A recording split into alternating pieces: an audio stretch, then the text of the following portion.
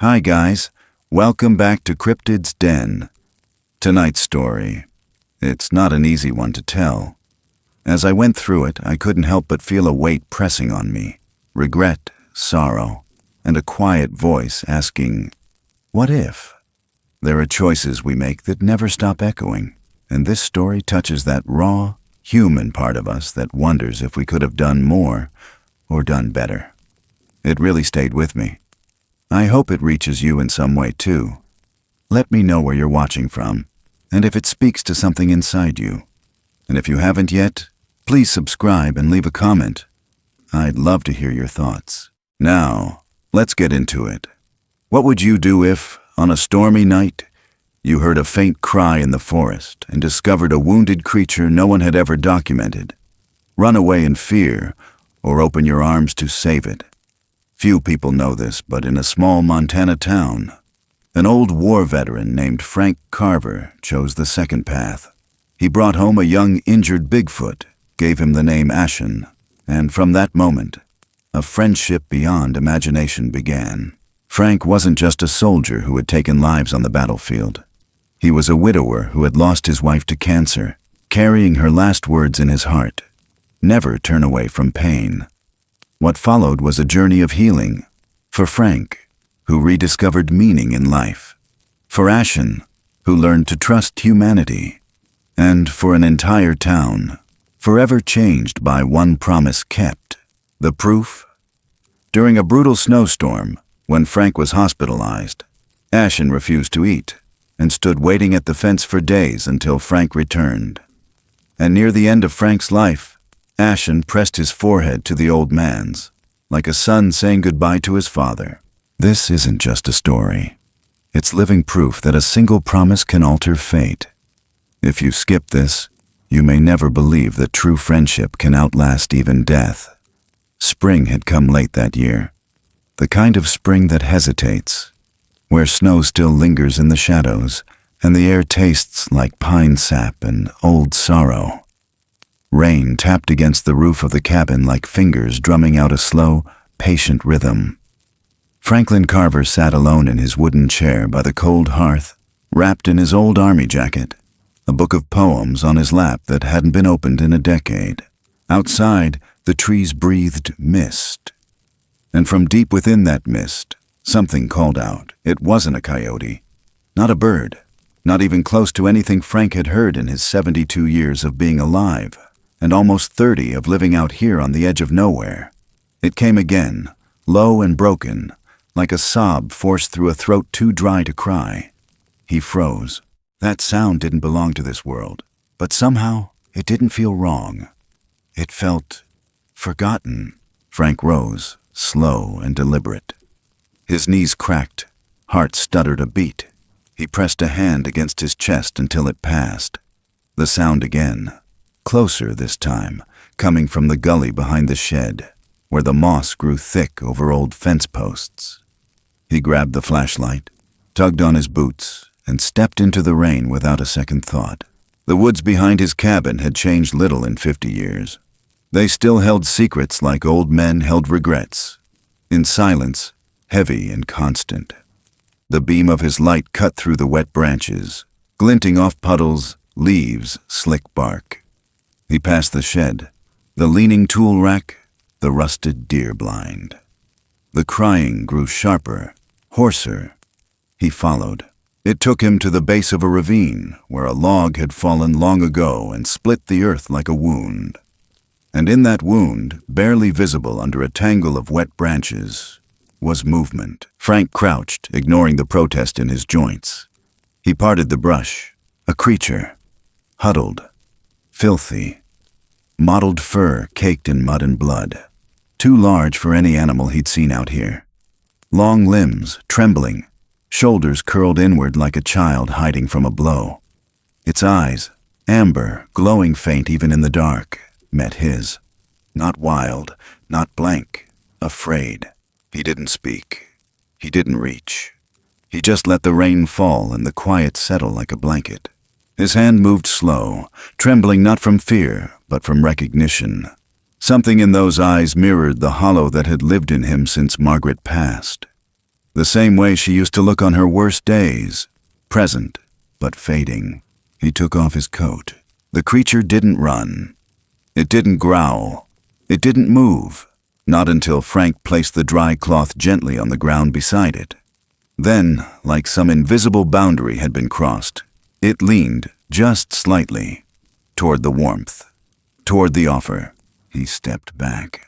They stayed like that for a long time, man and beast, rain and silence. When Frank returned, soaked and shivering, he came with a tarp, clean towels, and a small bottle of antiseptic. He didn't know what he was doing, but something deeper than thought moved his hands. He built the sanctuary the next morning. Not a cage, no locks. Just a small enclosed lean-to beside the cabin, wooden posts wrapped in mesh wire, open to the forest on one side, shielded from wind on the other. A bed of hay, a tin basin of clean water, a plastic tarp stretched for cover. It wasn't much, but it was safe. Frank worked until his fingers bled, and the ache in his chest throbbed louder than the hammering rain.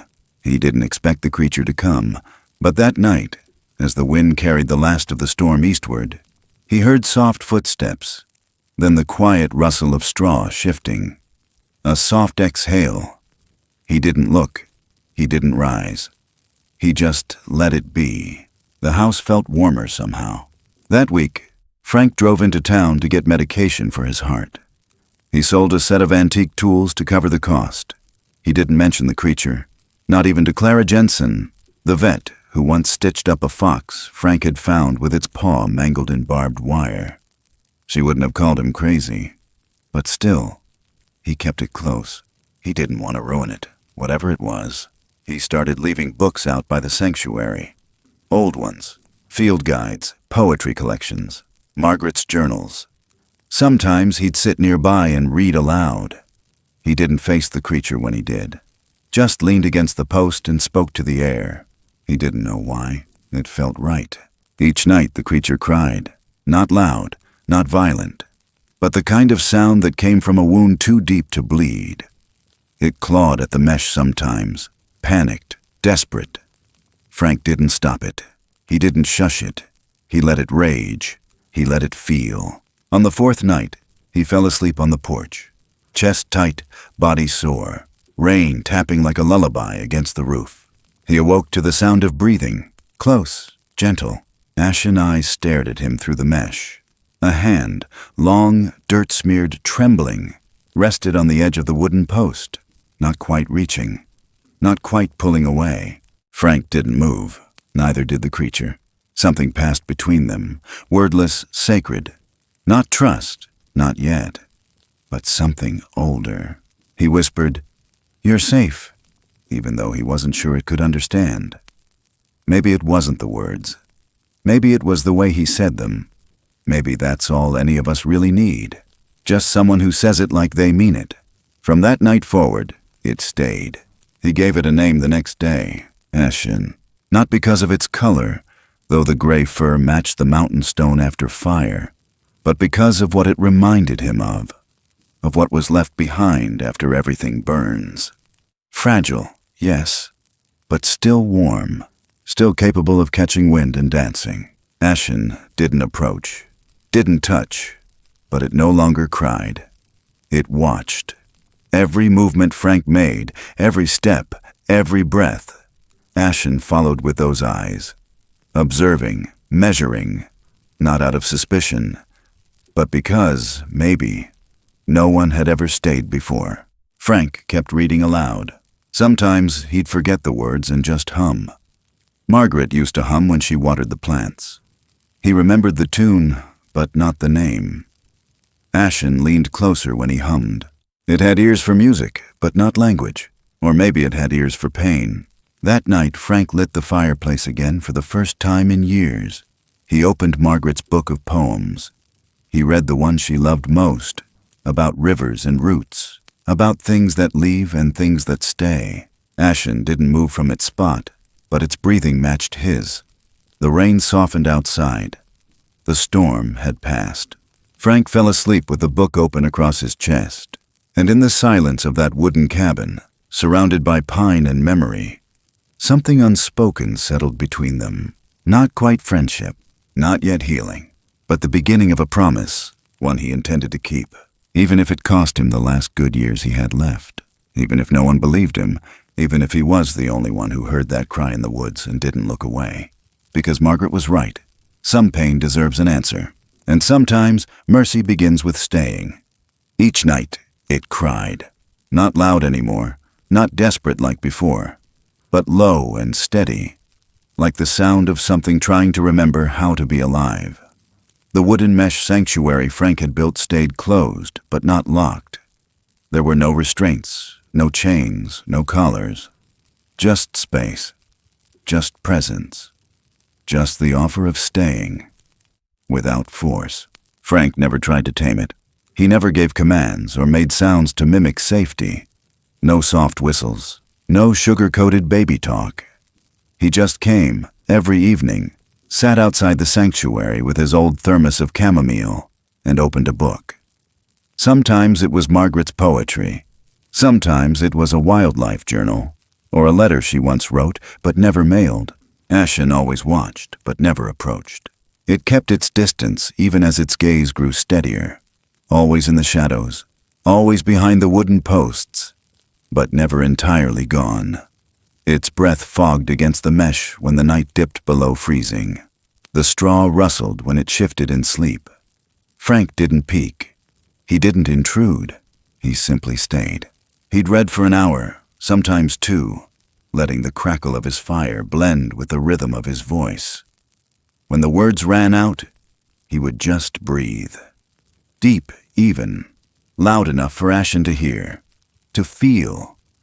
The way Margaret used to breathe when Frank came home late from the bar, drunk with memories of war he couldn't explain. That kind of breathing forgives you, even when no words can. Some nights, Ashen cowered.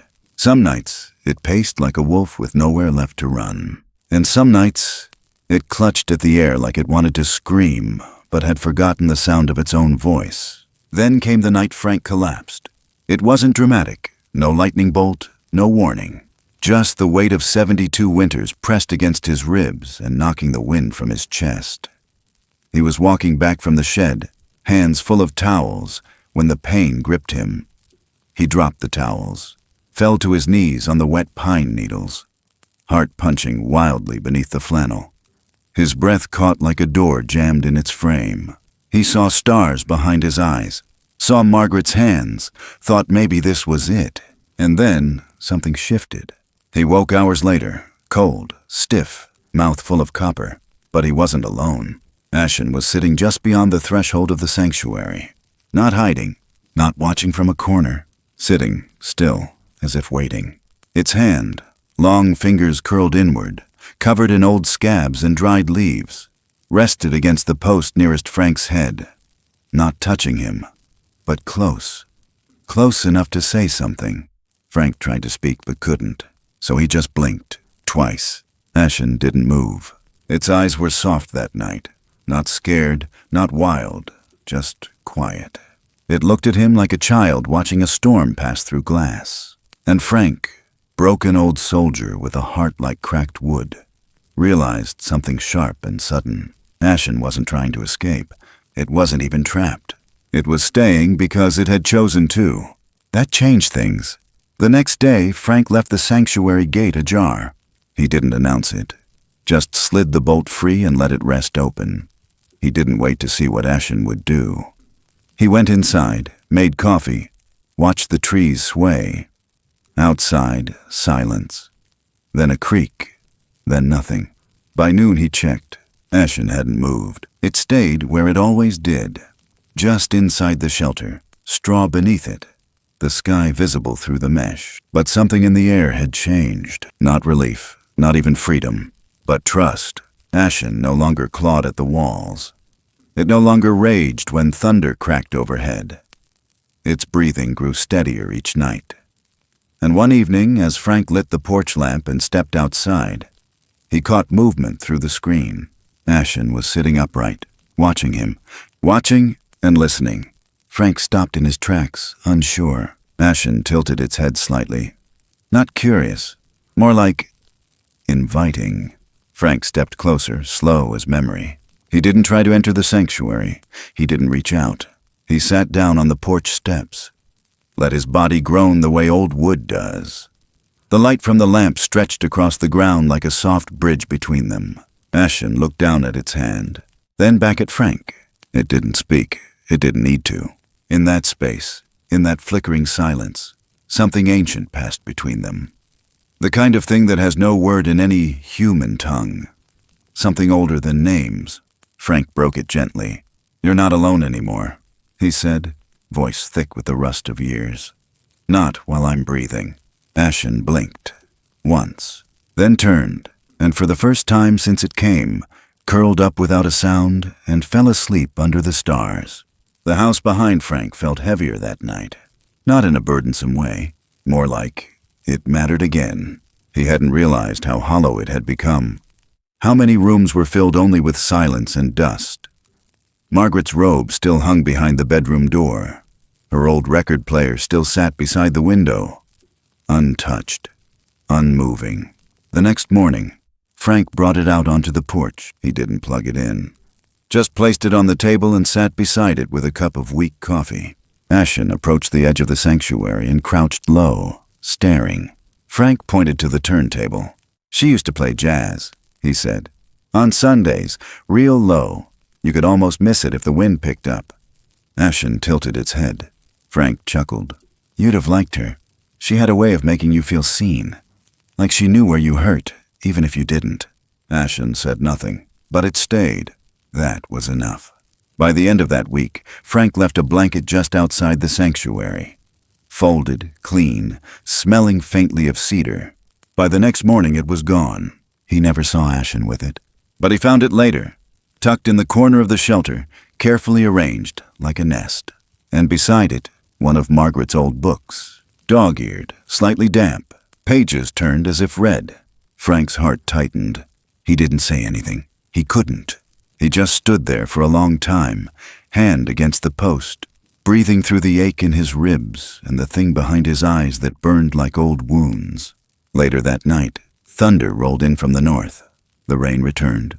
Frank didn't sit inside. He went out, pulled his chair beneath the overhang, and lit a single lantern. Ashen came to the edge of the mesh, pressed its back against the wood, and listened as Frank began to hum. Same tune, same breath, same rhythm, but this time not alone. And in the darkness, as the storm wrapped around the valley like a heavy quilt, the old man and the broken creature sat in silence, breathing together, not as captor and captive, not as man and monster, but as two things trying to remember how to stay. The rumors started like they always do in a place like Willow Bend, soft, slow, whispered through lips, stained by morning coffee and boredom. It began with dogs barking strange in the early hours. Then came the footprints, deep, human-shaped, but too wide, too long, too silent. And then the voice of Old Man Harris from down at the feed store. "Swear on my wife's grave I saw something behind the Carver place. Tall, barefoot, not right." Nobody laughed. They never did when it came to Frank Carver. He was the kind of man folks in town didn't fully understand, but had learned not to question. Quiet, kept to himself.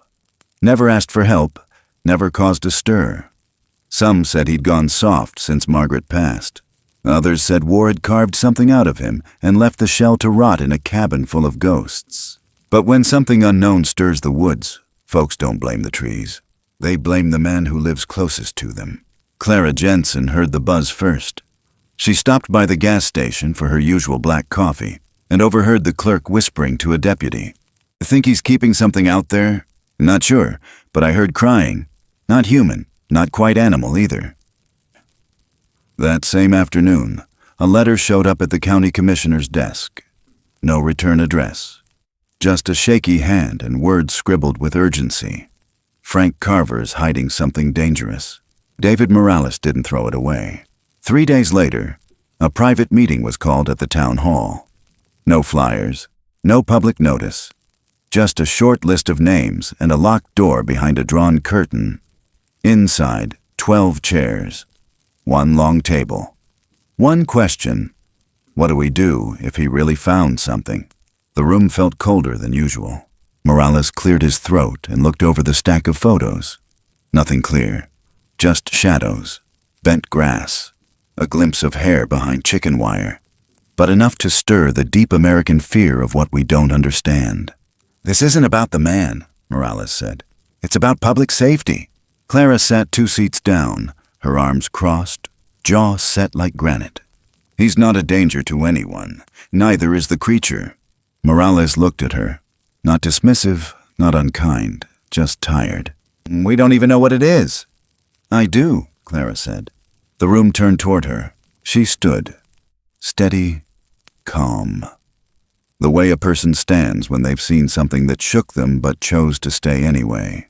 "He's keeping it safe, not locked up, not exploited, protected."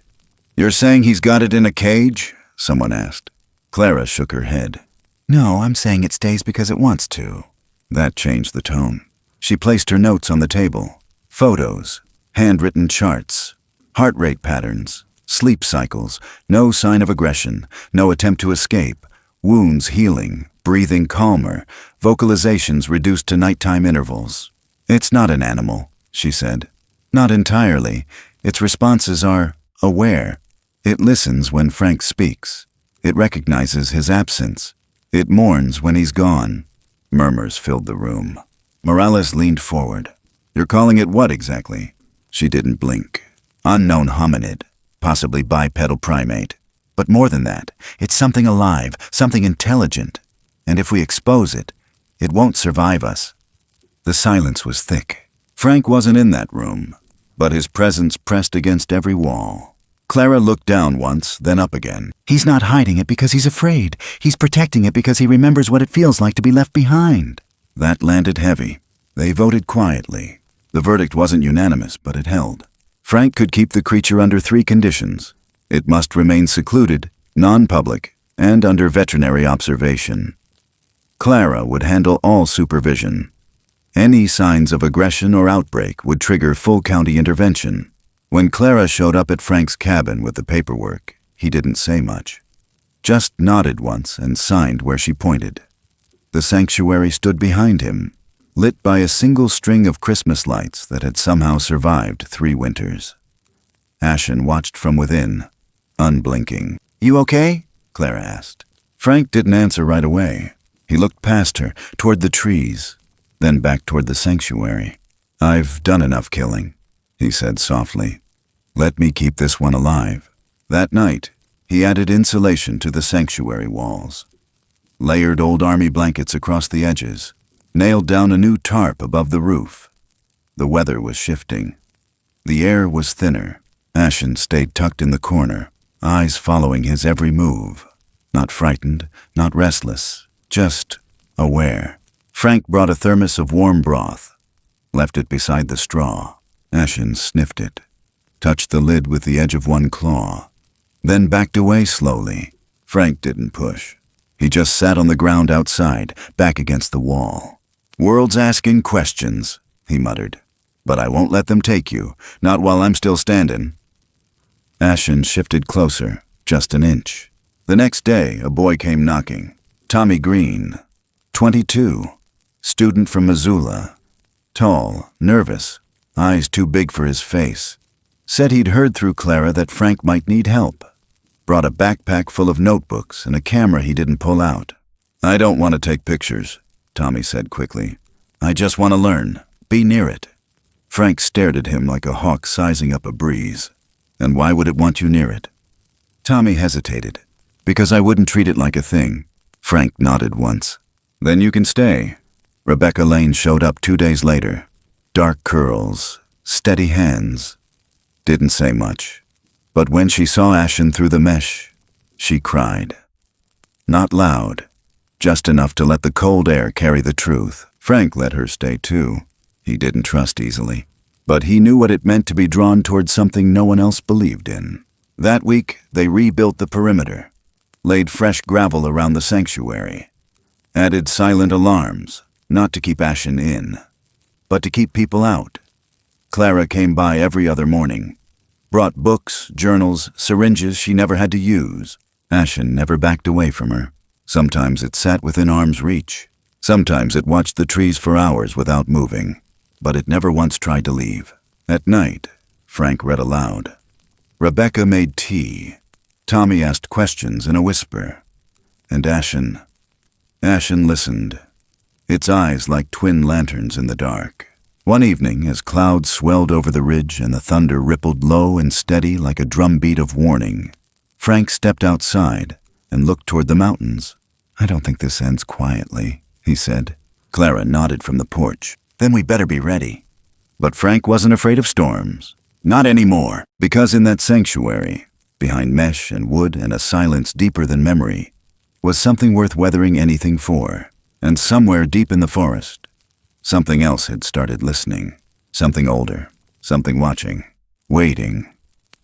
The ground was still soft from the last rain. A light mist clung to the trees, and everything smelled like earth. Wet bark, moss, forgotten roots trying to breathe again. Frank was kneeling by the corner of the garden, turning the soil with his bare hands. He didn't plant much anymore. Tomatoes maybe, a few herbs if the weather held. But that morning, something had drawn him out there. Maybe it was the silence. Maybe it was the way Ashen had stared at the treetops all night, unmoving, like listening for something far beyond the reach of wind. He dug slower than usual. His joints ached. The sun pushed against a pale sky but never quite broke through. Ashen wasn't far. It never was anymore. Lately it lingered in the shadow of the cabin during the day, not hiding, just near, watching Frank with the kind of attention no wild thing gave unless it recognized something familiar or sacred. Frank reached down again, fingers parting damp soil, and then he felt it. Something hard, cold, slender. He brushed away the dirt slowly, careful not to break it. When it came loose, it caught the light with a soft silver shimmer. A hairpin, but not just any hairpin. Margaret's. The engraving along the stem was faint, but unmistakable. "Forever yours." His breath caught. His fingers closed around it, trembling. He hadn't seen that piece in over 20 years. Not since their last camping trip, summer of '65. Before the cancer. Before the long silence that took her voice and left Frank alone with broken dreams. And a cabin they never finished turning into a sanctuary. He remembered now. She'd worn it the morning they hiked up to Horseshoe Ridge. It had fallen from her hair as she tied it back, but they never found it. He bought her a new one, but it wasn't the same. And here it was, unearthed, in the garden, quiet as a whisper. Frank stared at the pin, his hand trembling. It wasn't the kind of thing you stumble upon by accident. Not in that spot, not after all these years. He looked up slowly. Ashen was sitting across from him, still, watching. Not curious, not proud, just present. Frank didn't speak. His eyes burned. Not from the light, from the memory. He stood with effort, knees grinding beneath him, and took the hairpin to the porch. Sat down on the step, pressed it flat against his chest, right over the place where his heart had learned to beat alone. Ashen approached. Not quickly, not hesitantly either. Each step deliberate. When it reached the edge of the porch, it didn't cross the line. It crouched, its eyes locked on the pin. Frank didn't offer it, didn't hide it. He just sat there open, vulnerable. A breeze moved through the trees like a breath held too long. The forest leaned in. Ashen lowered its head, not in fear, not in subservience, but in understanding. Frank saw it in those amber eyes, recognition, not of the object, but of what it meant. What it carried. The echo of someone long gone but never truly absent. The weight of love that doesn't die just because a body does. They stayed like that for what felt like an hour. Neither moved. Neither needed to. The pin between them. The past alive again in the dirt and wind. Later that evening, Frank placed the hairpin in an old wooden box beside his bed. It sat beside Margaret's ring, her letters, a dried flower she once pressed into a book of Audubon prints. He didn't cry. Not right then. But his chest felt hollow in a different way. Like something had been scooped out to make room for something else. Ashen slept closer that night, just outside the porch, tucked beneath the overhang where the rain couldn't reach. Frank left the door ajar. Not all the way open. Just enough. The candle on the windowsill flickered as if it knew someone was watching. Frank poured 2 cups of tea, set one on the step beside him.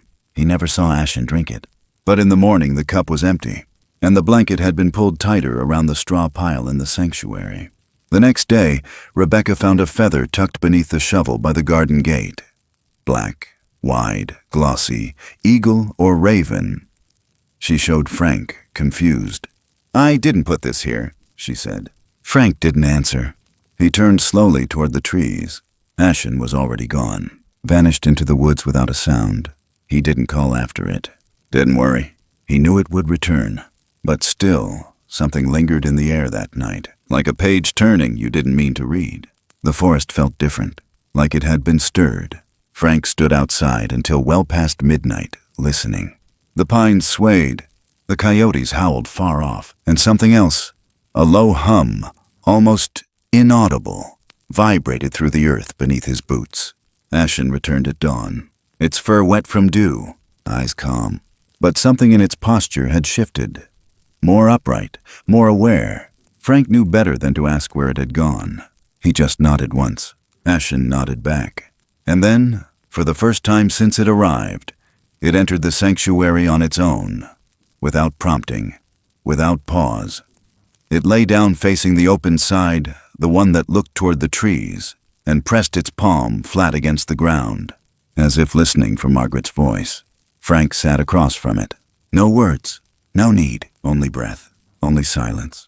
And somewhere beneath it all, the fragile weight of a silver pin, dug from the earth like a promise not yet broken. That night, he dreamed of her again. But this time she wasn't sick. She stood by the river, hair pinned back, dress catching the light like it did in the old home videos. She turned to him and smiled. "You kept it." He woke up crying. Ashen was sitting at the foot of his bed. Not close, not threatening, just there. And in its eyes, no fear, only stillness, only a kind of reverence.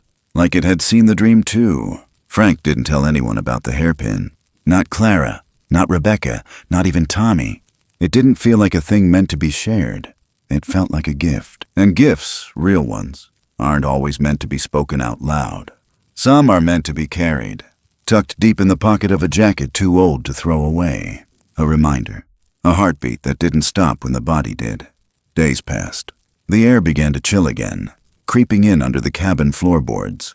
But Frank felt lighter somehow. Not younger, just less hollow. He started humming more. Ashen started responding, not with words, but with soft echoes, low tones, a resonance that matched Frank's voice, like a second line to a melody only they knew. The others noticed it too. Clara heard it once while checking the fence line. Tommy recorded a few seconds and deleted it right after. Some things aren't meant to be captured. They're meant to be honored. Frank watched the fire one night, cup of tea in hand, the box with the hairpin resting nearby. He looked toward the sanctuary. Ashen met his gaze, not with question, but with something closer to memory. And Frank understood. Some bonds are born in silence, some in the soil, and some are called back from the dark by a silver glint in the earth, waiting to be found by the only hands that ever knew where to look. The snow came early that year, heavier than the town had seen in a decade, the kind that settles into your bones before you even notice it's begun. By mid-afternoon, the mountains had vanished behind a veil of white, and the roads turned slick enough to keep even the stubbornest folks indoors. Frank stood by the window with a mug of black coffee, the steam rising just enough to blur the glass.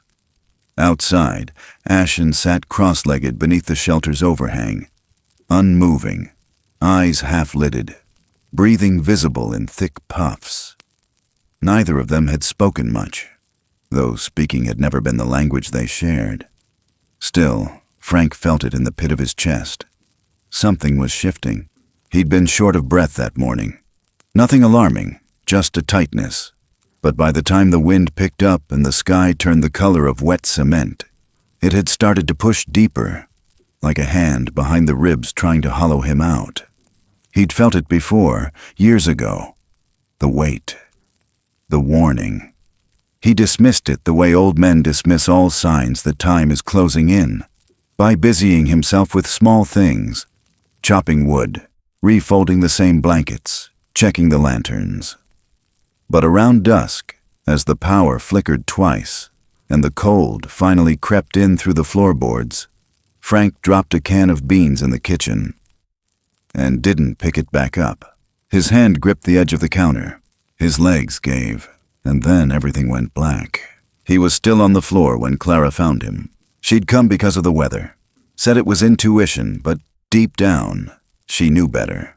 She knew the way old men tried to outrun silence. She broke in through the back, her boots kicking up a trail of snow that melted across the cabin's wooden floor. He was pale, skin waxy, pulse faint. She didn't panic. She wrapped him in his old parka, muttered something soft under her breath, and radioed for help as she loaded him into the back of her Jeep. Outside, the snow swallowed her tracks almost as fast as she made them. Ashen watched from the edge of the trees. It didn't cry out, didn't chase. But it didn't return to the sanctuary either. It walked toward the fence and stood with both hands gripping the wooden rail, breathing in deep, sharp breaths that fogged the air in strange spirals. That night, the wind howled across the ridgeline like an open throat. Ashen didn't sleep. It didn't eat. Didn't move. Tommy came by in the morning to check the place. The snow was knee-deep, and the sky hadn't cleared. He found Ashen still standing in the same position, half covered in frost. The creature's skin had tightened, fur laced with ice. Yet it stayed, frozen not from the cold, but from something deeper. Grief, or memory, or both. When Tommy approached, Ashen didn't react, didn't snarl, didn't retreat. It just let the snow fall. Tommy called Clara. She didn't answer. He brought out a heavy blanket, left it draped over the fence post. Ashen didn't take it. By the second day, word had spread through town. The old man was in the hospital. Heart trouble. Critical but alive. Morales sat alone in the sheriff's office when the call came in. A deputy had driven by Frank's property and reported something strange. Something standing still in the storm like a statue. Unmoved, unafraid. Morales didn't speak. He just stared out the window for a long while. Then, without putting on his coat, he stepped outside and let the snow hit him full in the face. Back at the cabin, the sanctuary had gone silent. Rebecca tried coaxing Ashen into the warmth. Left food, music, even read aloud from Margaret's books. Ashen stayed rooted. The storm raged, and somewhere between the drift and the silence, it began to hum. Soft, low, a sound not meant for human ears, like a vibration from the marrow of something ancient, something that knew loss before it knew language. Clara stood beside Frank's bed, hand resting lightly on the old man's wrist. Machines beeped soft in the background, sterile light casting long shadows on the floor. Frank stirred once, whispered her name. She leaned closer. "I didn't let go," she said. "I know," he whispered. Then his fingers twitched. His voice cracked. "Is it still there?" She nodded slowly. "It hasn't moved." Frank's eyes didn't open, but something in his chest settled. On the fifth night, the wind finally died. The snow laid itself flat across the earth like a white sheet over a sleeping body. The woods quieted, and Ashen knelt. It pressed its forehead to the snow-covered ground, hands outstretched, breath shallow. And then it did something no one expected. It sang, not in words, not in notes any musician could write down, but in sound, in grief, in longing. The kind of sound you only hear when something sacred is breaking. Morales stood just outside the tree line, watching, his boots half buried, his face unreadable. He'd come alone, no flashlight, no gun. He hadn't told anyone. He watched Ashen, this creature he once called dangerous, kneel in the cold for a man who hadn't returned. And something inside Morales cracked. Not loud, just enough. He took a single step forward. Ashen looked up. They didn't speak, didn't move.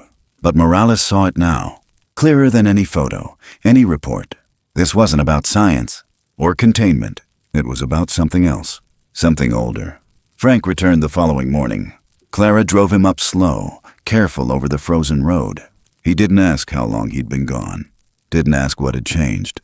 He just stepped out of the car and walked toward the sanctuary. Ashen stood waiting. As Frank approached, it didn't run, didn't cry, just bowed its head and pressed its forehead to the mesh wall. Frank did the same. For a long time, neither moved. Then Ashen stepped back, and for the first time, entered the shelter fully. Sat down, laid its head against the old blanket Frank had left, and slept. Deep, steady, at peace. Frank watched for a while, then turned toward the cabin. He didn't speak. Didn't need to. Everyone else left quietly, except Morales. He waited until Frank was inside, then walked to the fence and looked once more at the creature inside. He removed his hat, lowered his gaze, and whispered something soft that no one else heard, then walked away, leaving only footprints in the fresh snow and a silence that felt more like reverence than fear. By the time spring crept back across the valley, Frank was 82. His hands had lost some of their strength, his legs their steadiness, but his eyes, those had grown sharper in silence. He had begun waking earlier, breathing slower, holding things longer, not out of forgetfulness, out of knowing. He had started to count things. The number of steps to the garden, the number of birds that landed on the porch rail, the number of days he had left, though that last one stayed fuzzy, not quite real, not quite ready. Margaret's photo still sat by the windowsill. Same smile, same dress, and that same look she always had when he talked about the ocean. She had wanted her ashes scattered near waves, not a crowded beach, not some tourist lookout, just somewhere quiet, where the water reached the trees, where sand remembered roots and sky remembered bone. Frank had promised her, but time had slipped. Money ran out, his health had faltered, and then Ashen came, and everything changed. Now, sitting across from the creature that had once shivered in a cage of its own fear, Frank understood something he hadn't before. It was time. He started planning the trip the same way he used to pack for long hikes in his younger years. Slow, deliberate, with a kind of quiet reverence.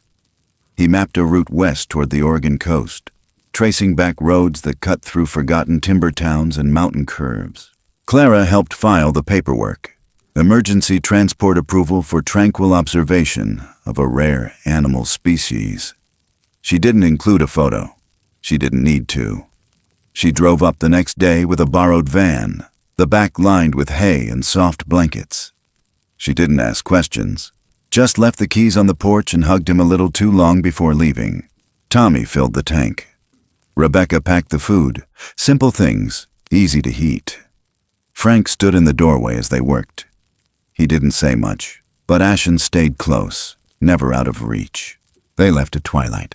Frank sat in the front seat, hands trembling slightly on the wheel. Ashen lay curled behind a mesh partition, eyes half-lidded, humming soft sounds Frank had started to recognize. Tones of calm, of presence, of memory. They drove through the night, letting the road guide them like an old song whose words you forgot, but melody you still knew by heart. The trees thinned, the air grew damper, and the world began to smell different. Saltier, deeper, older. By morning they reached Nescovin. It wasn't a big place, just a forgotten stretch of coast where the ghost forest still stood. Ancient stumps half buried in sand, blackened by time and tide. Margaret had seen it once in a magazine and called it a place where trees remember how to drown without letting go. Frank parked the van just before the last bend. He stepped out slow, legs stiff from the long drive, heart heavy with something he couldn't name. He opened the back. Ashen stood. No leash, no cage, just understanding. The wind rushed inland, dragging the scent of sea and rain across their skin. They walked together toward the shore. Frank carried the urn wrapped in a wool blanket. Ashen walked a few steps behind, not out of distance, but respect. Each footstep it took barely left a mark. The sand was soft beneath Frank's boots, the tide low, the sky pale with the hush of early morning. They reached the base of one of the stumps, tall, jagged, black as char. Frank paused. He unwrapped the urn, opened the lid. His hands shook, but not from fear. He looked up at the water, the sky, the stretch of earth that held nothing and everything all at once. He whispered her name, Margaret. The wind answered. He tilted the urn. The ashes lifted, spiraled. Not straight, not wild, just soft, like breath given back to the world. They circled once, then again, and on the third pass, Ashen made a sound. Not loud, not mournful, but low and deep and steady, like a song without language, like mourning without weight. The ashes caught the breeze, danced in the air, and scattered toward the ocean in a spiral so perfect it made Frank drop to his knees. Not from grief, from awe. He closed his eyes, and for one moment, one breathless second, he felt her. Not in the sand, not in the wind, in him, in the space behind his ribs where sorrow used to sit. He could almost feel her arms around him, the way she held him after war, the way she forgave him without words. He stayed there until the tide touched his boots. When he turned, Ashen was watching. Frank smiled, faint, tired. "It's done," he said. Ashen blinked slowly, as if it knew what that meant.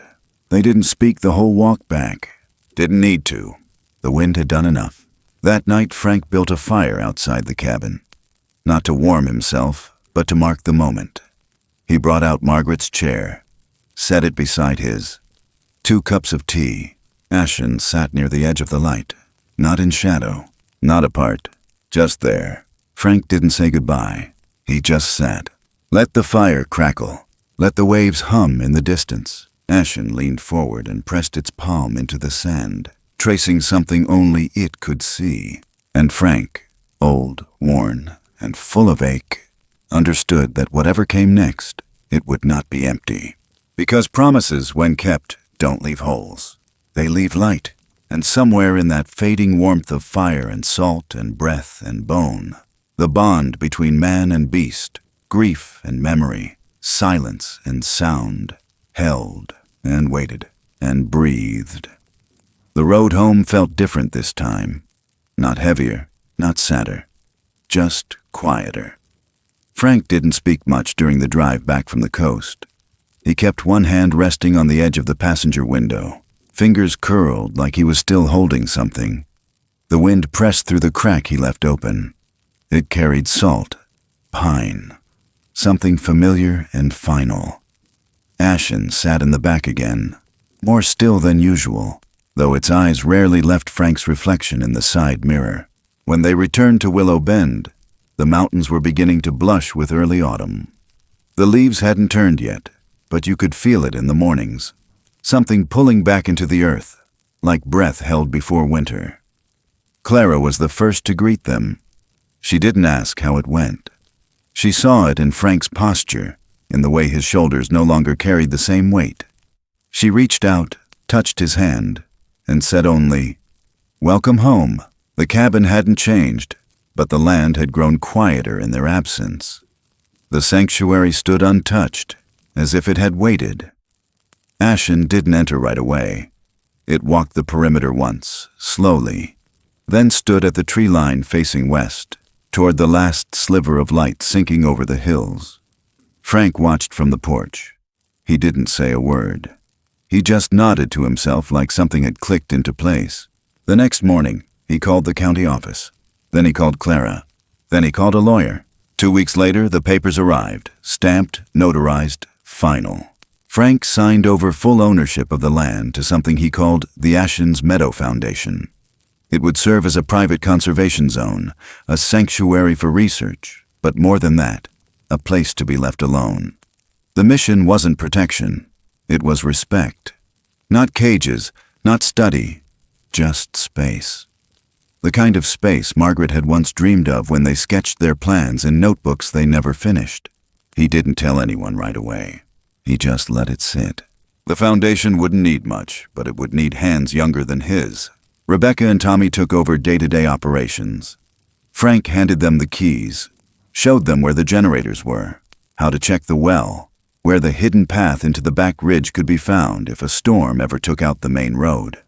He walked them through every drawer, every label, every story tied to a crack in the wall or a strange noise the porch made at 2 a.m. They listened, not out of duty, out of something deeper. Frank wasn't their boss, he was their tether. And now he was letting go. Clara came by in the evenings to help draw up health protocols. She drafted a charter, kept records. But more often, she just sat beside Frank on the porch, both of them looking out over the trees, saying nothing at all. Ashen had begun exploring more. Not far, but farther than before. It still returned each night, sometimes to the sanctuary, sometimes to the edge of the porch, sitting in shadow just beyond the lantern light. One night, Morales drove up unannounced. No sirens, no questions. He stepped out of his truck holding a brown envelope and a 6-pack of root beer. Frank opened the door, said nothing. They sat outside for over an hour, cracking open bottles, the crickets humming low around them. When Morales finally spoke, it wasn't to apologize. It was to ask what he could do. Frank looked at him, then handed him a pen. By the end of the week, Morales had donated $5,000 to the foundation and signed on as an honorary advisor. He didn't tell the council. Didn't care what they thought. Because when you see something kneel in the snow for a man, you stop asking if it's real. You start asking if you deserve it. The days grew shorter, the air sharper. Frank stayed inside more, but every afternoon, when the light fell low, Ashen would step into the open without prompting. It walked toward the sanctuary, sometimes entered, sometimes stood in the doorway. Frank watched from the window. He never called, never lured. Ashen came on its own, like it knew the place now belonged to it. And not just it, but others. Things still hidden. Things that watched from further back in the trees. Frank had seen the glint of eyes some nights, high in the brush line. Not predators, not threats, just presences, waiting. One morning, Tommy found a fresh print by the garden fence, wider than Ashen's. He didn't say a word. He just brushed away the dirt, as if protecting a secret someone else might not understand. They started building an observation platform deeper in the woods. Nothing invasive, just high enough to see the clearing where Ashen sometimes wandered. Rebecca sketched plans for a low-impact research hut, solar-powered. No fences. Clara added a list of species native to the valley. The kids from the community college came on weekends to help clear brush. They never asked what they were building around. They just built. Because sometimes mystery isn't something to solve. It's something to shelter. Frank didn't do much of the work himself. He sat in a rocking chair near the edge of the porch, one leg crossed over the other. Margaret's sweater draped over the backrest. He kept a notebook in his lap, wrote in it when he could, scribbled when his hands shook too much. It wasn't for publication. It wasn't a memoir. Just notes for the ones who'd come later. Words like listen more than you speak, and pain doesn't always roar. One evening, Ashen approached while Frank sat alone in the dusk. It didn't stop at the edge of the porch this time. It climbed the first step, then the second, then sat beside him, shoulder to shoulder. Not looking at him, just there. Frank didn't turn. He just smiled, faint and quiet. The stars came out one by one, and the wind didn't rise.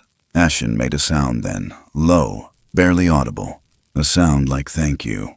Frank didn't answer. Didn't have to. The next morning, for the first time, Ashen entered the sanctuary alone, closed the door behind it, curled up on the old straw, tucked the blanket over itself, and slept. Frank watched through the window and let out a breath he hadn't known he'd been holding. It had found its way back, not because it was told to, because it had chosen to, because something in the wood and wire and silence now felt like home, like a place meant not for one, but for many. And Frank, old bones and worn eyes and heartbeat fading slow, knew what that meant. The land would outlive him, but not his promise, because now it had roots. Now it had voices. Now it had a keeper that wasn't him. Frank had begun sleeping less, not from restlessness, from clarity. He knew the rhythm of his days now, the way some old men know the smell of coming rain. Each morning he woke before the sun, sat with a blanket around his shoulders and listened. Not for the wind, not for the owls, but for the silence that came just before the forest stirred. That was the moment he treasured most. The pause, the breath, the knowing. He hadn't said it out loud. Not to Clara, not to Rebecca, not to Tommy, but his body had. The tremor in his hand, the faint slump in his spine, the way he touched the railing a second longer when climbing the porch steps. There was no panic, just acceptance, just time. One morning, as golden mist curled over the valley and the sanctuary stood empty for the first time in weeks, Frank sat with the old notebook in his lap. He looked out at the trees, the space beyond the clearing. He had been thinking about the mountains further north, about crown of the continent, where the land stretched wild and untouched. 15,000 acres of forest, so thick and ancient. Even light had to ask permission. It would be the place. He decided that weeks ago. He hadn't said goodbye to Ashen. Not yet. He didn't need to. Not until the moment was right. He waited until the first frost kissed the ferns, when the air turned brittle and the deer stepped quieter. Then he called Clara, then Rebecca, then Tommy. They loaded the van slowly, with fewer words than last time. Just the essentials. Blankets, packs. One tin box that held the only manuscript he ever finished. 16 winters with Ashen, a promise kept. He didn't ride up front. He sat in the back with Ashen. No barrier this time, no space between. The van cut through the dawn, the road narrowing as they climbed, the sky growing paler until it cracked open above them like a mouth too full of light. They reached the North Fork Conservancy by mid-afternoon. Pines swayed in the cold air. Snow traced the branches in thin veins. Frank stepped out and waited for the wind to die. Then he nodded once.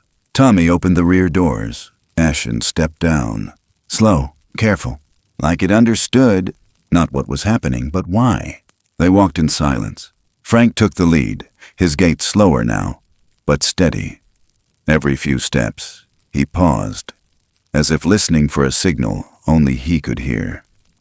Ashen followed a pace behind, not close, not far, just present. They reached the boundary, an invisible line where sanctuary ended and something else began. Freedom, or exile, or both. Frank stopped, breathed in deep. The cold bit into his lungs, but he didn't flinch. He turned. Ashen stood a few feet away, eyes bright, unblinking. Frank stepped closer. No words, just the press of his forehead against the creature's. One final time. Ashen didn't move, didn't blink, just breathed. The kind of breath that stays in your chest long after it's gone. Frank stepped back. His legs wobbled. Tommy moved to help him, but Frank raised a hand. He wanted to do this part alone. Ashen looked toward the trees, then back at Frank, then walked. Not fast, not slow, just steady, toward the forest. Its shoulders rose and fell with each step.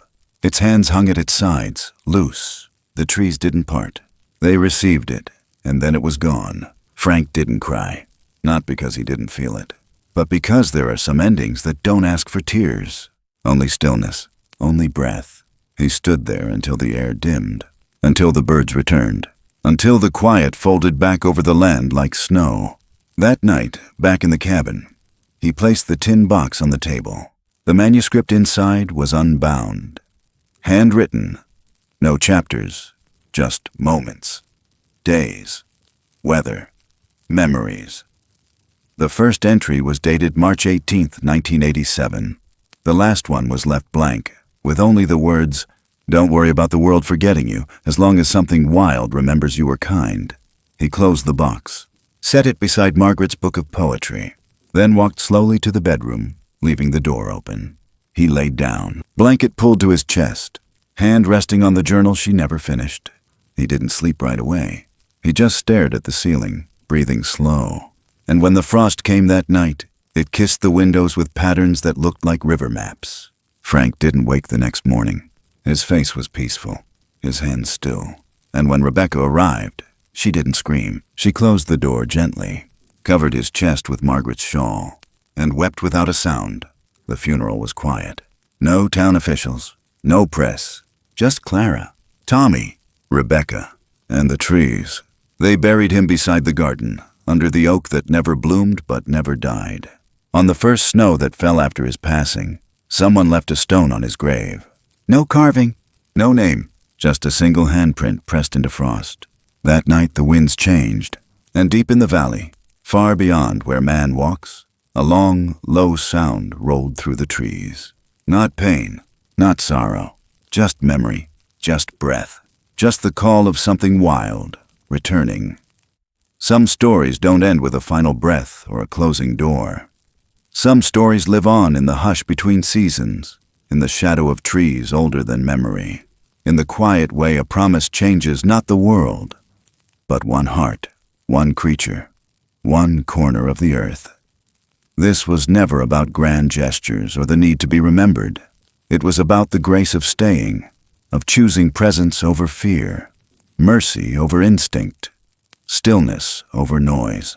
We forget sometimes how much healing can happen when two living beings simply decide not to turn away from one another. Not out of obligation, not out of curiosity, but out of something far deeper, something unspoken and sacred.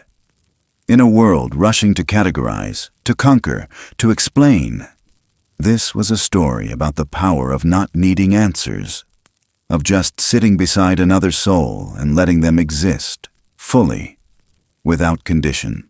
It reminds us that the most meaningful legacies don't always come with applause or monuments. Sometimes they're written into the bark of an old tree, carried on the breath of something wild, or passed down in quiet hands that know how to build without disturbing the silence. Sometimes the legacy is simply love, kept, not claimed, offered, not owed, the kind that doesn't vanish when we do. And maybe that's all we're really here to do, to keep one good promise, to shelter what's sacred, to listen when no one else will, to stay when staying is hard. That is where compassion begins, not in spectacle, but in the slow, patient work of kindness that asks for nothing in return. If this story moved you, if it whispered something familiar to your spirit or stirred a memory buried deeper than words, I'd love to hear your thoughts. Share what it meant to you in the comments. And if you believe in stories that carry soul, not noise, stories that hold space for mystery, grace, and healing, make sure to subscribe and stay close. There's more to come, but for now, just sit with this. Let it echo, let it settle, let it breathe.